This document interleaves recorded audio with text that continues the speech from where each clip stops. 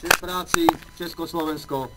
Pozdravujem vás všetkých, vážené súdružky a súdruhovia, vážení priatelia, a posielam vám pozdrav, alebo odozdávam vám pozdrav od slovenských komunistov. Mne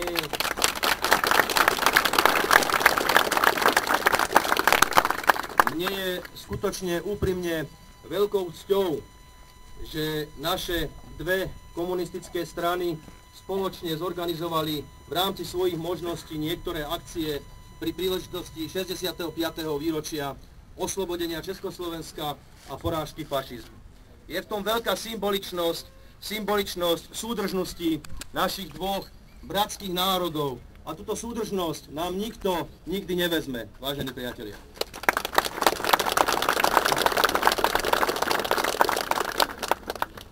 Chcem povedať, že, a treba to povedať veľmi otvorene, dnes sa to snažia mnohí pseudohistorici prekrúcať a zatajovať, že komunisti, ale aj ďalší pokrokovo zmýšľajúci ľudia boli tými, ktorí medzi prvými zobrali a pozdvihli zbraň do rúk proti hnedému moru, ktorý sa pred niekoľkými desaťročiami šíril celou Európou, ale i ďalšími krajinami sveta.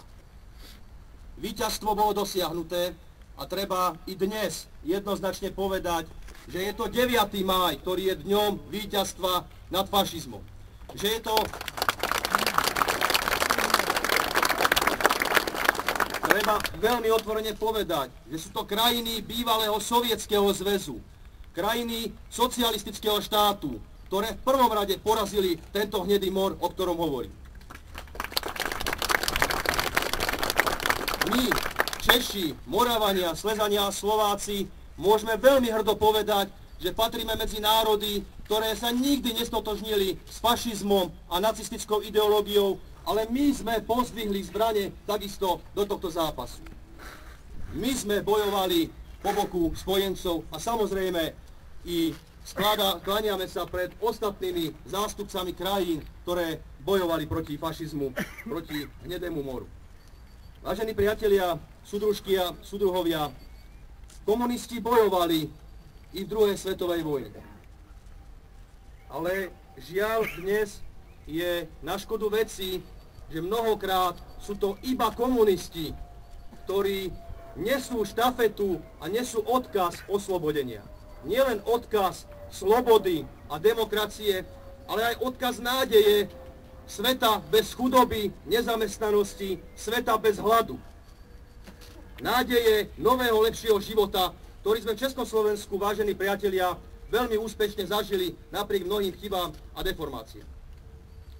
Ako jeden z komunistov na Slovensku som nesmierne rád, keď mám príležitosť, či už pri príležitosti Slovenského národného povstania, alebo oslobodzovania, alebo pripomínania si výročí vypálenia obcí, či už na Slovensku, alebo tu v Českej republike, som nesmierne rád, keď môžem vzdať úctu a hold týmto obetiam a bojovníkom za našu slobodu.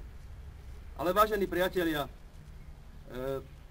pri takýchto pietných miestach sa koľko razy zamyslím nad tým, čo sa odohrávalo pred tými 65, 7 a 8 rokmi. Skúsme aj my teraz zavrieť oči, mnohí, ako na vás pozerám, si to veľmi živo pamätáte. Vidím, alebo počujem, ako padajú bomby. Počujem strely zo zbraní, výstrely zo zbraní. Vidím pred sebou oheň, ktorý zožiera ľudské tela.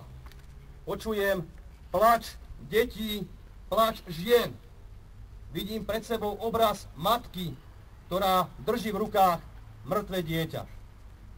Vážení priatelia, i dnes sme tu preto, aby sme nezabudli. Aby sme si úctili túto pamiatku, ale aby sme nezabudli. A ja sa vás pýtam, ja viem, že sa to netýka nás, ale hlavne dnešných, tých mladších generácií. Nezabudli sme. Nezabúdame na toto všetko zverstvo, ktorého bol človek schopný spáchať sám na človeku. Ja sa obávam, že zabudli sme a zabúdame.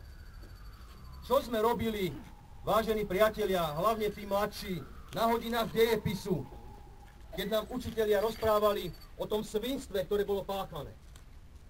Ako sme počúvali na besedách s účastníkmi odboja a oslobodzovacích bojov.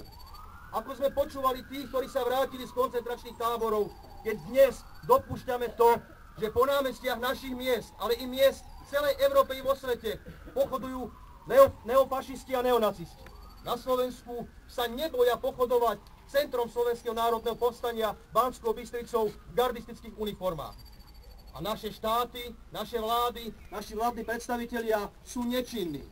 Nie je to, vážení priatelia, nie je to chyba, že toto všetko dokážeme tolerovať. Svet sa zmenil, ale dnes sme svedkami prekrúcania dejín, sme svedkami mnohých paradoxov dejín. Dnes je úplne bežné, a robia to i učitelia v školách, ktorí hovoria, že partizáni alebo rudoarmejci neoslobodzovali, ale vraždili, vypalovali naše obce a znásilňovali naše ženy. Už aj tu bolo hovorené. Už to nie je Sovietský zväz, ktorý bol hlavným osloboditeľom, ale sú to západné krajiny. Sme svedkami prekrúcania našich dejín. Vážení priatelia, na takýchto pietných miestach sa nepatrí veľa hovoriť. Skôr si myslím, že i tí, ktorí okolo nás sú pochovaní, ktorým patrí naša vďaka, si skôr zaslúžia z našej strany hlboké zamyslenie. Vážení priatelia, držme si palce v tomto našom zápase. Nesme tú zástavu slobody, demokracie, pokroku a sociálnej spravodlivosti i do budúcnosti ďalej. Ja som presvedčený, že to, že tu dnes komunisti, ale i ostatní lavicovo zmýšľajúci pokrokoví spoluobčania sú, je svedectvom toho, že nech nás doba čaká akákoľvek zlá a ťažká.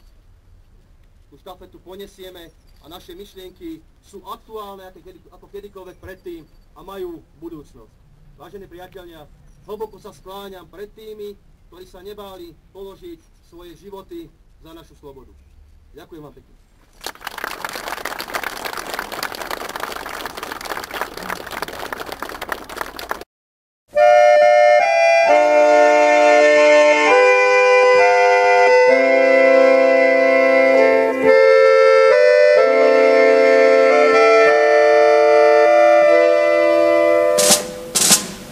Хотят ли русские войны? Спросите вы у тишины. Над ширью пашин и полей, и у берез, и тополей. Спросите вы у тех солдат, что под березами лежат, и вам ответят их сыны. Хотят ли русские, хотят ли русские, хотят ли русские войны?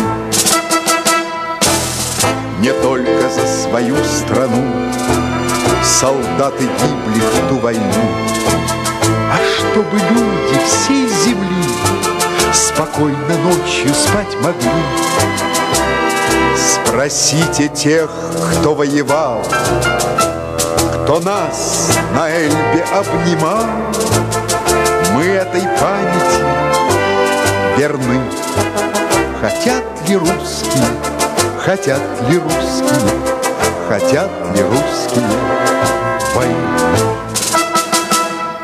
Да, мы умеем воевать, но не хотим, чтобы опять солдаты падали в бою на землю горькую свою. Спросите вы у матерей, спросите у жены моей, и вы тогда понять должны, хотят ли русские, хотят ли русские, хотят ли русские